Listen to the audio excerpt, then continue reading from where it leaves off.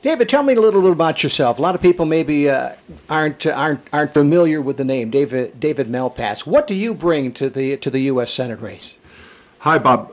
I bring change. I'm not a career politician. The others in the race are. I'm an economist, fiscal conservative. I have four kids, young kids. We live in Manhattan, but I was born and raised in northern Michigan, and I'm very comfortable with the North Country and happy to be here this morning. You're looking toward financial reform in the Senate and that seems to be the focus of a lot of people. But that is so important across the country, Dave. Uh, the financial reform is important because, in part, New York State is very much involved in the financial services industry, and I think Washington did a bad job with its regulatory reform. It's not going to make banks safer. It's not going to increase loans to small businesses, which are really vital. It's going to raise fees at banks, and it creates a huge bureaucracy in Washington. We're talking thousands of new regulatory jobs and lobbyists that go with it. And it's just plain a bad bill. Senator Gillibrand, who I'm running against in the Senate race, and you know there's a primary on September 14th, she was just a loyal vote for Washington. She forgot about New Yorkers in this process. Where do you stand on health care? uh, about the same place as the Financial Services Reform Bill. What do you expect when Washington creates these bad bills in a backroom process where the lobbyists and the special interests get into them, and Senator Gillibrand just goes along as a loyal vote for the Washington agenda. So the health care interferes with the doctor-patient relationship. It doesn't fix the high cost of medical care. They avoided completely doing any tort reform, any reform of the liability system and the lawyers that weigh heavily on medical costs. And you know, the health care bill itself is imposing sweeping new taxes. So I was just at a breakfast this morning where the business people in Plattsburgh were talking about how concerned they are about the new regulations that are coming out of the healthcare bill that are going to cause a lot of paperwork and a lot of costs on businesses here. We're speaking with David Malpass, who is a candidate for the U.S. Senate here in New York State. David, being a border community here in Clinton County, we border, of course, Canada. What's your stance on national security? We need to have good, strong border enforcement. I think national security comes in part from a stronger economy. You know, it's hard to be secure when you've got a nearly 10% unemployment rate. And so my focus is to get more jobs, more small business jobs, and that would improve relations with Canada. You know, Canada would like the North Country to be economically viable, and we want them to be economically viable.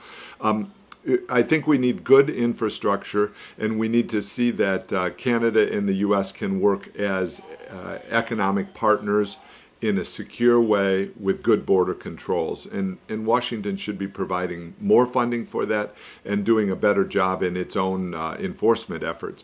You know, they're simply, in many cases, Washington is just not enforcing the laws that are already on the books, and they should.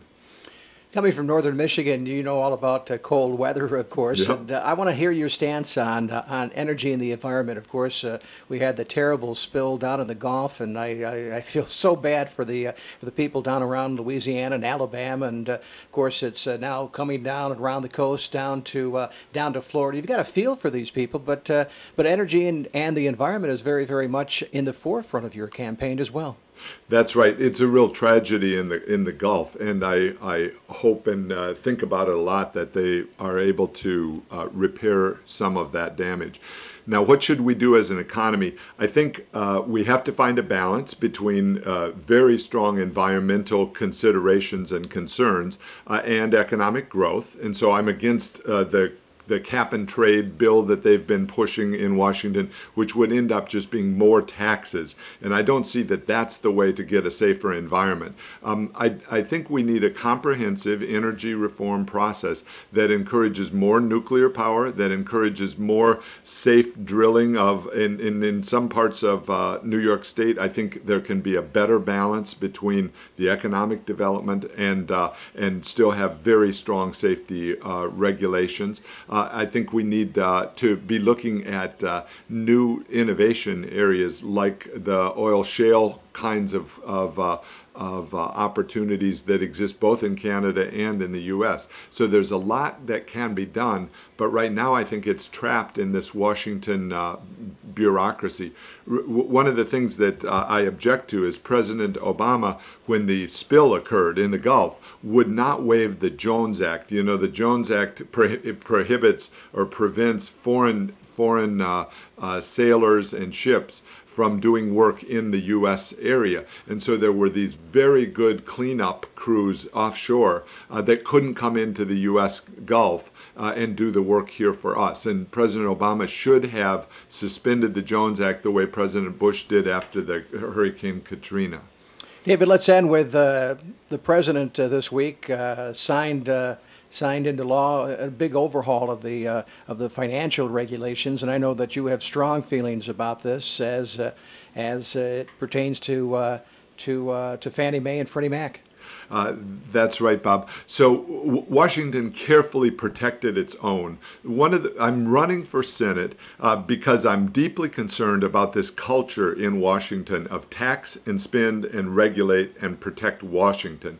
And Senator Gillibrand, who I'm running against, is part of that culture, a lawyer, career politician, and part of that culture to make Washington bigger. And that just comes out in this bill. How is it possible that they did regulatory reform and didn't deal with these gigantic institutions that control the mortgage markets around the United States, Fannie Mae and Freddie Mac?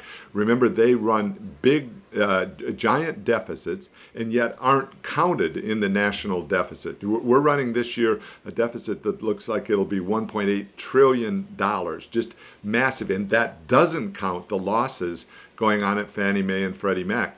They keep piling new liabilities on taxpayers, but they don't even count Fannie Mae and Freddie Mac in the national debt, which is now over $13 trillion. And so I'm outraged. Senator Gillibrand just keeps voting for more and more debt on our children, and it shows up in every bill that they write.